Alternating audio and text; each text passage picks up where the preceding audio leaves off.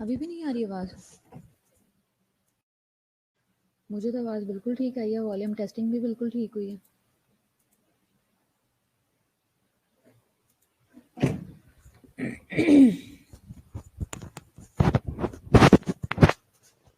ठीक है, चलो शुक्र है।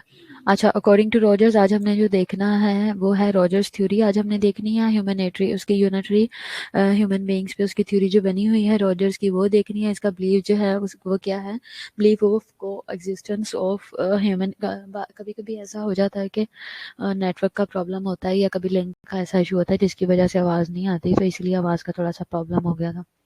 अब मैंने सिस्टम वगैरह चेंज किया तो अब कुछ बेहतर है, हेडफोन चेंज किया। अच्छा, क्या है कि रोजर्स थ्योरी ये डिफाइन करती है कि नर्सिंग क्या है, एक आर्ट है और साइंस है जो कि दैट इज ह्यूमनिस्टिक और ह्यूमैनिटेरियन होगा, ह्यूमैनिटेरियन है, ठीक है। और ये डायरेक्टेड होता है टूवर्ड्स यूनिटरी ह्यूमन की तरफ, और इस कंसर्न विद द नेचर, इसका कंसर्न जो है वो नेचर के साथ है, and direction of human and development के साथ है। इसके अलावा the goal of the nurses is to participate in the process of change. जो गोल है वो क्या है नर्सिस का, कि पार्टिसिपेट करना है प्रोसेस ऑफ चेंज के अंदर। According to Rogers के according the science of the unitary human beings contains two dimensions, दो dimensions हैं इसकी, the science of the nursing, दूसरा which is पहली है science of the nurses which is the knowledge specific to the field of the nursing that comes from the scientific research। क्या है first of all क्या है, science of nursing है जिसका क्या है विच इज द नॉलेज है जो एक नॉलेज है, स्पेसिफिक नॉलेज है specific to the field of nursing. यानी कि जो साइंस ऑफ नर्सिंग है इसके दो डायमेंशन हैं, जिनमें से एक डायमेंशन जो है वो क्या है, नॉलेज स्पेसिफिक है, और ये क्या होती है, ये नॉलेज स्पेसिफिक होती है और to the field of the nursing है, that is comes from the scientific research, जो कि साइंटिफिक रिसर्च से आ रही है, ठीक है। And the art of the nursing which involves using the science of nursing and creatively to help better the life of the patient, ठीक है। और दूसरा क्या आ जाती है, सबसे पहले एक साइंस है जो कि हम लेते हैं स्पेसिफिक फील्ड से, जैसे कि नर्सिंग रिसर्च, और दूसरी आ जाती है आर्ट। जो आर्ट है वो क्या है, using the science of the nursing, ठीक है। इसमें साइंस ऑफ द नर्सिंग है जिसमें जो कि क्रिएटिवली होती है, science of nursing creatively to help better life, जो कि जिसमें साइंस ऑफ नर्सिंग को यूज़ किया जाता है क्रिएटिव पॉइंट ऑफ व्यू से, क्रिएटिवली जिसको यूज़ किया जाता है, और ये बेटर लाइफ ऑफ पेशेंट के लिए यूज़ किया जाता है। इंट्रोडक्शन में क्या है, थ्योरिस्ट क्या कहता है, मार्था ई रॉजर्स जो है वो जो थ्योरिस्ट है वो पैदा हुई थी मई में, ठीक है। इसने डिप्लोमा किया है नॉक्सविल से, जनरल हॉस्पिटल से। ग्रेजुएशन इसने पब्लिक हेल्थ में की थी, मास्टर्स किया है टीचर टीचर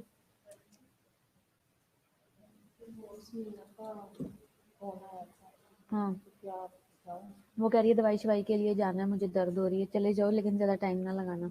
और शकीला अभी क्योंकि न्यू है, उसको भी कुछ नहीं पता, तो कोशिश करना 5-10 उसको दवाई पकड़ा के ना, लेके पकड़ा के तो आने की करना, लगवाने लगवाने का वेट ना करना, क्योंकि शकीला को कुछ नहीं पता और सुमेरा जानबूझ के पट्टा डलवा देगी, ठीक है। उसको कहना कि 12 कहना, जैसे ही कोई 12 बजे वाला आएगा ना तो फिर मैं आऊँगी। उसको इतना क्या मसला हो गया, इतना गिरी है जितना वो कर रही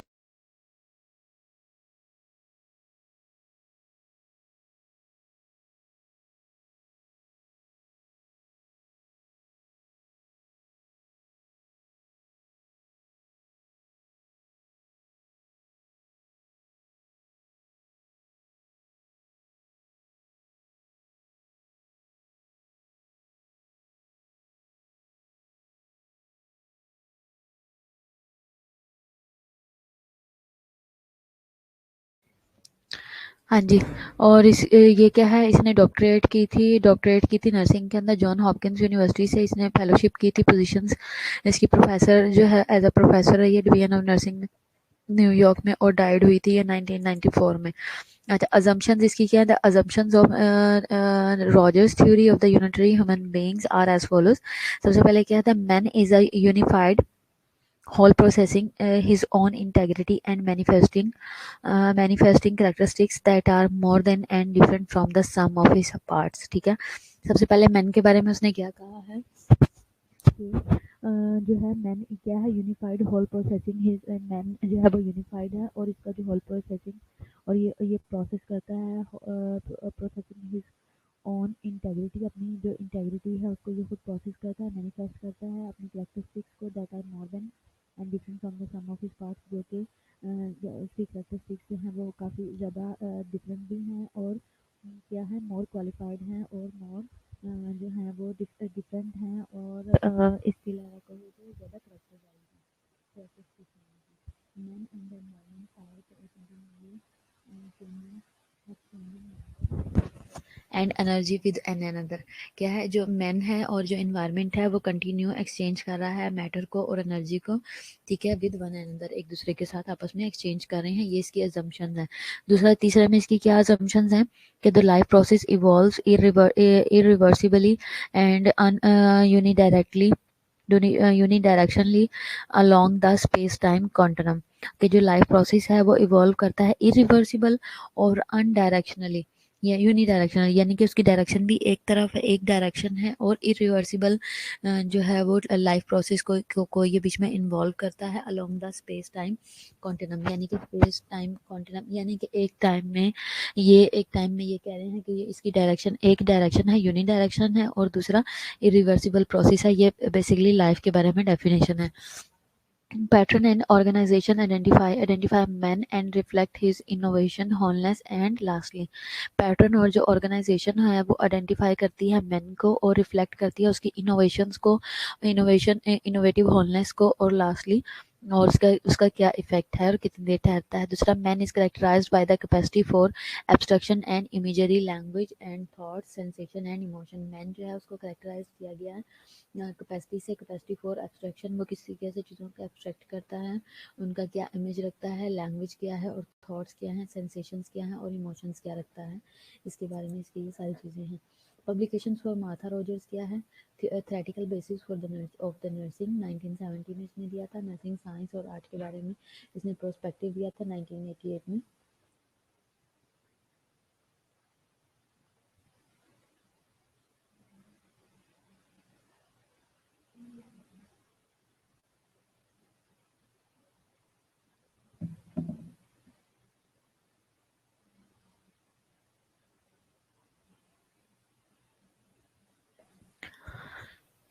नर्सिंग साइंस ऑफ यूनिटरी जो है वो इरेड्यूसिबल ह्यूमन बीइंग है, ये अपडेट की थी इसने 1990 में। अब जिस तरीके से न्यू एडिशंस आते हैं, न्यू रिसर्चेस होती हैं, उनमें न्यू चीज़ें ऐड की जाती हैं, तो ये बेसिकली इसने जब जैसे जैसे ये रिसर्च करती गई है, न्यू पब्लिकेशंस होती रही हैं, रिसर्च जब एक रिसर्च आपने बीएस में की है और वही आप एमएस में करके कंटिन्यू करना चाह रहे हो, एक्सटेंड करना चाह रहे हो, तो वो आप कर सकते हो। तो इसने भी यही किया है। इसने इसकी थ्योरेटिकल बेसिस ऑफ नर्सिंग जो है 1970 में पब्लिश हुई। इसने नर्सिंग साइंस और आर्ट को का प्रोस्पेक्टिव इसने दिया था 1988 में। फिर इसने साइंस ऑफ यूनिटरी इरेड्यूसिबल में इसने 1990 में दिया। फिर उसके बाद vision of space based nursing इसने 1990 में दी। ओवरव्यू क्या था रोजेरियन मॉडल का। रॉजर जो है उसका कंसेप्चुअल सिस्टम प्रोवाइड करता है बॉडी ऑफ नॉलेज को इन नर्सिंग। दूसरा, रॉजर मॉडल प्रोवाइड करता है provides the way of viewing the unitary human being. ठीक है, रॉजर का जो मॉडल है वो हमें एक वे ऑफ देता है, पॉइंट ऑफ व्यू देता है, या एक वे ऑफ व्यू देता है कि यूनिटरी ह्यूमन बीइंग क्या है। ठीक है, इसी तरह human are viewed as integral with the universe। जो ह्यूमन है उनको इंटेग्रली या इंटेग्रेटेड देखा गया है यूनिवर्स के साथ, यानी कि इनका इंटरेक्शन है। और यूनिवर्स और जो ह्यूमन बीइंग है वो एक दूसरे के साथ इवॉल्व हैं और टाइम टू टाइम ये आपस में चीज़ें एक्सचेंज कर रहे हैं, जैसे कि हमने अभी प्रीवियसली एक डेफिनेशन में और एक उसके पॉइंट ऑफ व्यू में देखा है। दूसरा, unitary human being and the environment are one, not डी यानी कि डिटैचेबल नहीं है, ये एक हैं और इनमें कोई डिफरेंस नहीं है, और ये एक दूसरे के साथ एक्सचेंज कर रहे हैं अपनी नेचर को। Nursing focus on people and the manifestation that emerge from the mutual human environmental feed process. ठीक है, यानी कि जो नर्सिंग का जो फोकस है वो पीपल के ऊपर है और मैनिफेस्टेशन पे है। That emerge from the mutual human being, जो कि इमर्ज किया गया है म्यूचुअल ह्यूमन बीइंग्स से और इन्वायरमेंटल फील्ड प्रोसेस से, यानी कि इन्वायरमेंट और यहाँ पे ह्यूमन की बात हो रही है कि दोनों की अंडरस्टैंडिंग की, म्यूचुअलिटी की और इन चीज़ों की। फिर है चेंज ऑफ पैटर्न में क्या है, change of pattern and organization of the human field and the environment field is propagated by waves. जो चेंज ऑफ पैटर्न है ना, और change of pattern and organization of the human field, ठीक है, इन दोनों में और इन्वायरमेंटल फील्ड में क्या है कि ये प्रोपोगेटेड हैं वेव्स के साथ, यानी कि एक दूसरे के साथ इनका लिंक है और ये प्रोपोगेटेड हैं। ठीक है, और manifestation of the field pattern that emerge are observable events. और जो मैनिफेस्टेशन की जाती हैं वो क्या है, ये field manifestation of the field patterning that emerge are observable events. ठीक है। अब इसकी इन्वायरमेंट और ह्यूमन बीइंग से रिलेटेड का आपस में इंटरेक्शन, मैनिफेस्टेशन और इसके अलावा कोई भी चेंजेस हैं, तो मुझे ये बताओ कि इसकी एक सॉलिड से एग्जांपल दो, किस तरह से आप इसको लेते हो कि नेचर और ह्यूमन का आपस में किस तरह से ये प्रोपोगेटेड हैं। आप क्या कहते हो, इन्वायरमेंटल फील्ड प्रोसेस और ह्यूमन बीइंग्स ये किस तरीके से इन्वॉल्व हैं एक दूसरे से, क्या एक दूसरे के साथ ही ऐसा क्या एक्टिविटी करते हैं, या क्या ऐसा पार्टिसिपेट है, या इन्वायरमेंटल ह्यूमन बीइंग जो है इन्वायरमेंट में किस तरह की एक्टिविटीज करते हैं जो कि इनको दोनों को इकट्ठा लेके चलती है।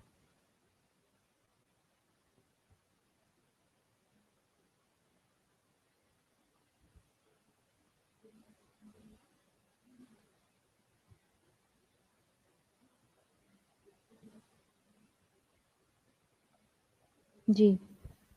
जी फातिमा, कोई एक एग्जांपल दो। जी मिशेल, समर, नेहा, जिले, हुमा, सुनैना, बुशरा, सिमरा, सिदरा। जी, कोई एक एग्जांपल दो।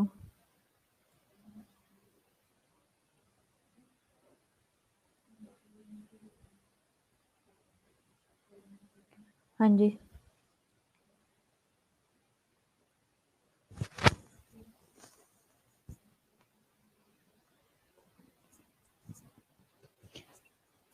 आइडेंटिफिकेशन ऑफ द पैटर्न जो है वो प्रोवाइड करता है knowledge and understanding of human experience. ठीक है। दूसरा, basic characteristics which describes the life process of human energy field, openness, pattern and pan dimensionality. ठीक है। तो क्या है जो बेसिक करेक्टरिस्टिक्स हैं इसकी यूनिटरी ह्यूमन बीइंग की, वो क्या करती हैं, वो डिस्क्राइब करेक्टरिस्टिक बेसिक करेक्टरिस्टिक्स जो इसकी हैं वो क्या करती है, वो डिस्क्राइब करती है लाइफ प्रोसेस को, ह्यूमन के एनर्जी फील्ड को, इंसान में भी पॉजिटिव नेगेटिव एनर्जीज हैं, उसकी ओपननेस को, एनवायरनमेंट की ओपननेस को, एनवायरमेंटल एनर्जी को, उसके पैटर्न को, और पैन डायमेंशनैलिटी को। ठीक है, कि किस तरीके से क्या क्या इसके डायमेंशंस हैं। ठीक है। इसके अलावा बेसिक कंसेप्ट क्या है, इंक्लूडिंग यूनिटरी ह्यूमन बीइंग है, एनवायरनमेंट है, और हीमोडायनामिक प्रिंसिपल्स हैं। तो ये क्या है, ये बेसिक कंसेप्ट हैं।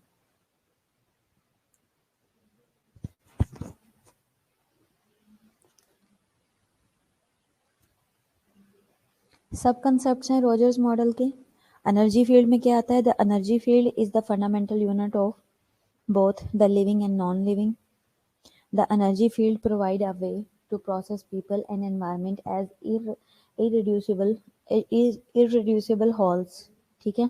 एनर्जी फील्ड क्या है, ये जो एनर्जी फील्ड है ये हमें प्रोवाइड करती है way to perceive people and environment, के लोगों को एनवायरनमेंट को किस तरह से परसीव करना है एज इरेड्यूसिबल होल्स। ठीक है।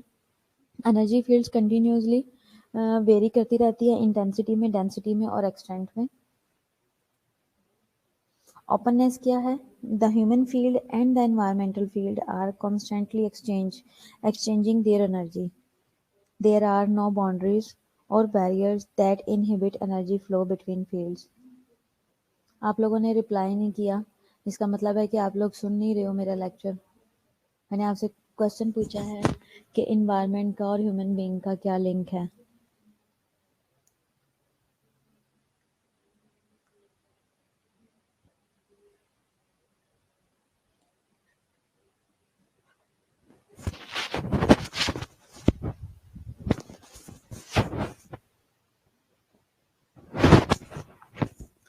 ठीक है, ये हो गया ओपननेस।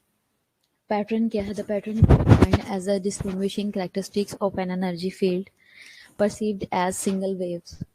ठीक है। Pattern is an abstraction and it gives identity to the field. ठीक है, ये पैटर्न है।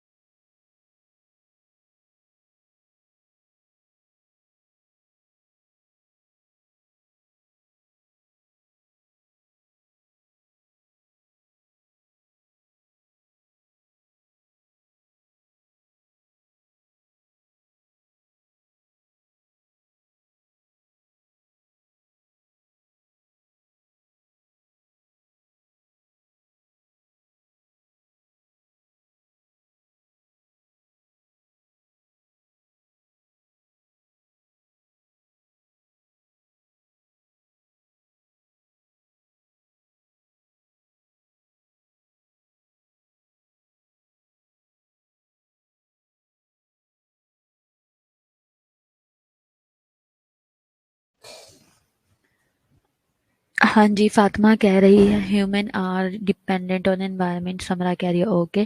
फातिमा कह रही है डायरेक्ट लिंक है ह्यूमन बीइंग का।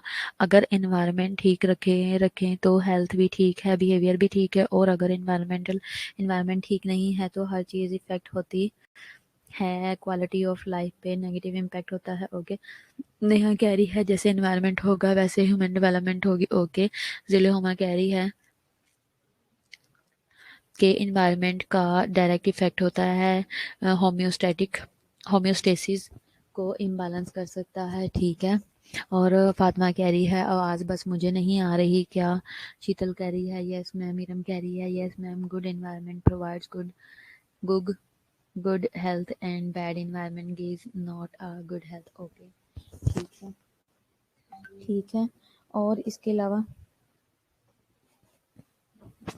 और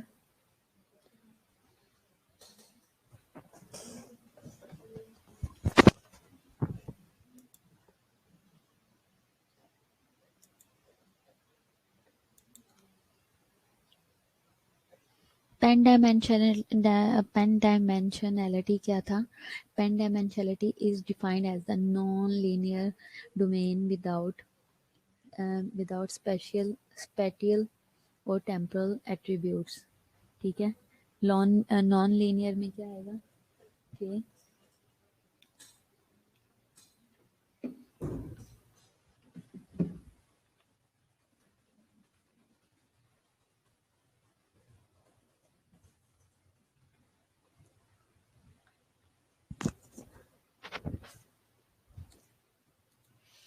मतलब ये कि जो पेन डायमेंशनैलिटी है इसका मतलब है कि इसको नॉन लीनियर डोमेन बोला गया है विदाउट स्पैटियल और टेम्पोरल एट्रीब्यूट्स। ठीक है। अब जो नॉन लीनियर है अगर हम उसका वर्ड टू वर्ड मीनिंग देखें तो बेसिकली कहने का ये मकसद है कि दैट इज़ नॉट प्रोग्रेस कि that it does not progress और develop smoothly from one stage to next in a logical way. मतलब कहने का ये है कि ये प्रोग्रेस नहीं कर पाएगा।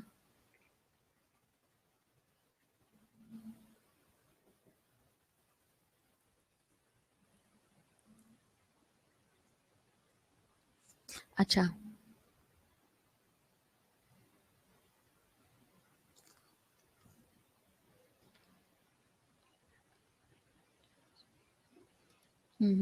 बेसिकली क्या है कि जो पेन डायमेंशनलिटी है ये डिफाइन करती है कि जो डिफाइन करती है एज ए कि जो नॉन लीनियर डोमेन होती है यानी कि अकेले जो सरवाइव नहीं कर सकती या अकेले जो प्रोग्रेस के पेन डायमेंशनलिटी ये है कि कोई भी चीज़ बगैर स्पैटियल और टेम्पोरल एट्रीब्यूट के जो है वो आगे प्रोग्रेस नहीं कर सकती, ग्रो नहीं कर सकती और आगे मूव नहीं कर सकती। It make sudden changes seems to develop in different directions at the same time.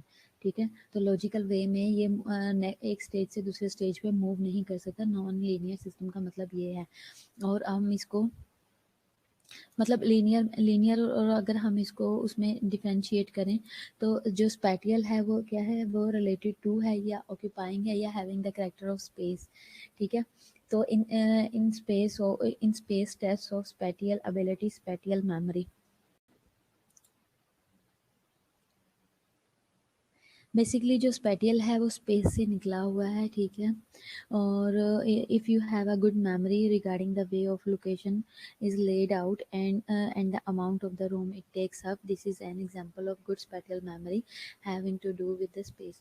तो spatial is defined as something related to the space, means कि कुछ मेमोरी से रिलेटेड और कुछ स्पेस ऑक्यूपाइंग से रिलेटेड ये बात की गई है। नीलम कह रही है कि अगर हमें अगर अगर पीसफुल इन्वायरमेंट होगी तो बंदा डिजीज़ फ्री रहेगा, और अगर इन्वायरमेंट अच्छी हो कि नॉइज़ और टेंशन वाली तो बंदा डिप्रेशन में जाएगा और मोर प्रोन टू डिजीज़ हो जाएगा। ठीक है। अच्छा। The parameters that human use in language to describe events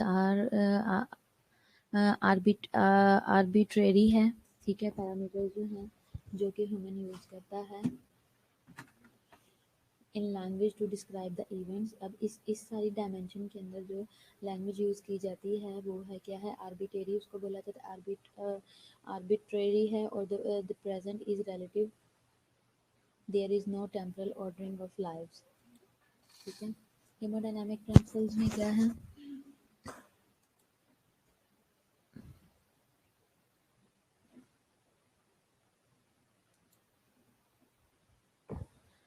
the principles of hemodynamic postulates the way of the perceiving unitary human beings। Principle क्या है हेमोडायनामिक पोस्टुलेट का, the way of perceiving unitary human beings, the fundamental unit of living system is an energy field. Three principles of hemodynamics हैं, resonance है, helicy है और इंटेग्रलिटी है। ठीक है, रेजोनेंस क्या है, resonance is an ordered arrangement of rhythm है, characterizing both human field and the environmental field that undergoes continued dynamic metamorphosis है in the human environment process.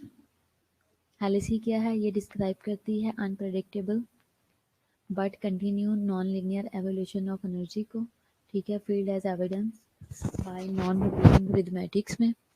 The principle of helicy postulate करती है ordering of human evolutionary energy को। Integrality क्या है, the mutual continuous relationship of the human energy field है and the environmental field है।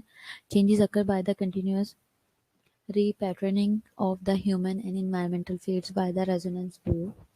The fields are one and integrated but unique to each other.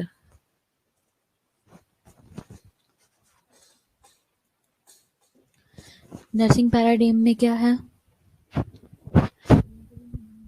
as a person a unitary human being, unreducible, indivisible, pan dimensional है, यानी कि 4 dimensions हैं इसकी। Energy field की identify करते हैं पैटर्न से एंड मैनिफेस्टेशन कैरेक्टरिस्टिक्स से that are specific to the whole and which can not be predicted from knowledge of the parts and a unified whole having its own distinctive characteristics which cannot be perceived by looking at, describing or summarizing the parts. Environment क्या है, environment जो है वो is irreducible pine dimensional energy field है। Lecture है, अच्छा लग रहा है कोड, लेकिन ना मुझे थोड़ी मोटी मोटी लग रही है। ये दूसरे कोर्स में नहीं लगती थी? इसमें लग रही है।